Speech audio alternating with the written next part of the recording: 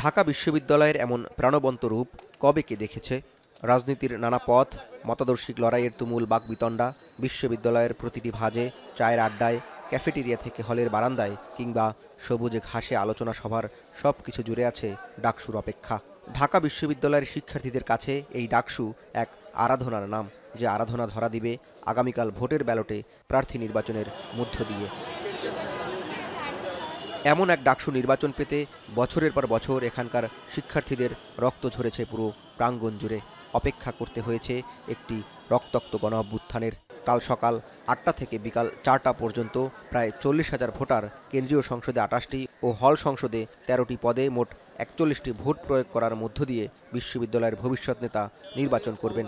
নির্বাচনে যারা প্রতিদ্বন্দ্বিতা করছেন, সুষ্ঠু ডাকসু নিয়ে প্রশ্নচিহ্ন থাকলেও তাদের প্রত্যাশা নিরপেক্ষ ডাকসুর। নির্বাচন আমরা আশা করছি সুষ্ঠু হবে, কারণ এটা বাংলাদেশের ২৪ অভ্যুত্থানের পরে প্রথম একটা ডেমোক্রেটিক ইলেকশন হচ্ছে, সবারই অ্যাটেনশন এখানে আছে। স্বাভাবিকভাবে ভোটের দিন তো একটু উত্তেজনা তৈরি হয়, কিংবা রেজাল্ট বের হওয়ার পরে একটু কেউ মানে না, এটাকে আমি স্বাভাবিক একটা প্রতিক্রিয়া হিসাবে দেখি।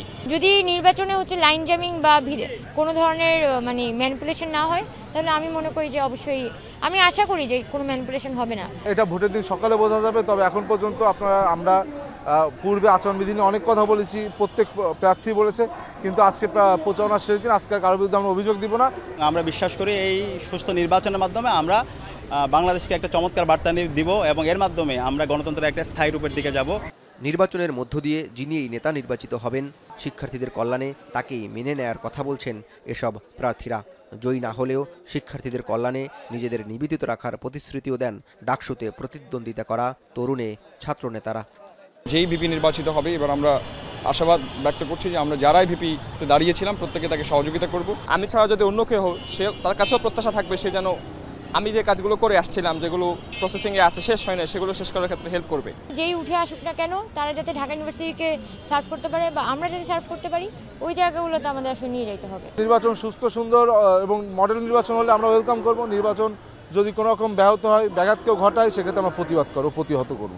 এই নির্বাচনে হারা অথবা জিতা এটা কোনো কোয়েশ্চেন না। এই নির্বাচনের মাধ্যমে জুলাইয়ের যে আকাঙ্ক্ষা, শহীদদের যে আকাঙ্ক্ষা প্রতিচ্ছবি আমরা দেখতে পাচ্ছি, সেটা হলো আমাদের সবচেয়ে বড় তৃপ্তির বিষয়। এখানে যে জিতক অথবা যে হারক, আমরা সবাই জিতে যাব। এদিকে নির্বিঘ্নে ডাকসু সম্পন্ন করতে সকল প্রস্তুতি সম্পন্ন করেছে বিশ্ববিদ্যালয় প্রশাসন। 8টি ভোট কেন্দ্রের 810টি বুথে ভোট দিবেন শিক্ষার্থীরা। কোন হলের শিক্ষার্থীরা কোন কেন্দ্রে ভোট দিবেন সেসবও নির্ধারণ করে দেয়া হয়েছে। প্রতিটি ভোটার কেন্দ্রীয় ও হল সংসদে ভোট প্রদানের সময় পাবেন সর্বোচ্চ 10 মিনিট। ভোট কেন্দ্রের পর্যাপ্ততা, সময় নিয়ে নানা বিতর্ক থাকলেও অবাধ ও সুষ্ঠু নির্বাচন অনুষ্ঠানের প্রতিশ্রুতি ব্যক্ত করেছেন নির্বাচন কমিশন। ভোটের দিন তো আমরা বিভিন্ন এন্ট্রিগুলো, আমাদের 7-8টা এন্ট্রি যেখানে আছে, সেখানে চেকপোস্ট অবশ্যই থাকবে। সেখানে যাদেরকে আমরা বৈধ পাস দিব, তারা শুধুমাত্র এই ক্যাম্পাসে ঢুকবে এবং ভোট দিবে, ভোট অবজার্ভ করবে। এর বাইরে কেউ আসার কথা না। শিক্ষার্থী বান্ধব ক্যাম্পাস উপহার দিতে প্রার্থীরা নানা কৌশলে ভোট চাইলেও ভোটারদের দৃষ্টি প্রার্থীদের প্রতিটি পদক্ষেপে। আগামীকাল ডাকসু নির্বাচন অনুষ্ঠানের মধ্য দিয়ে ফ্যাসিবাদ উত্তর ঢাকা বিশ্ববিদ্যালয় কেমন হবে সেটি নির্ধারণ হবে। শুধু এই ঢাকা বিশ্ববিদ্যালয় নয়, এখানকার শিক্ষার পরিবেশ ও শিক্ষার্থীদের ভাগ্য নির্ধারণ হবে এই ডাকসুর মধ্য দিয়ে।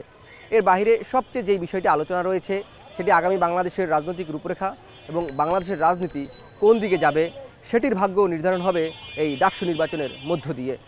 জাওয়াদ মাহমুদ, এখন, ঢাকা বিশ্ববিদ্যালয়। বিশ্বের সর্বাধুনিক প্রযুক্তিতে প্রস্তুতকৃত Arik silver wash detergent powder 500 গ্রাম মাত্র 70 টাকা। রিমার্ক।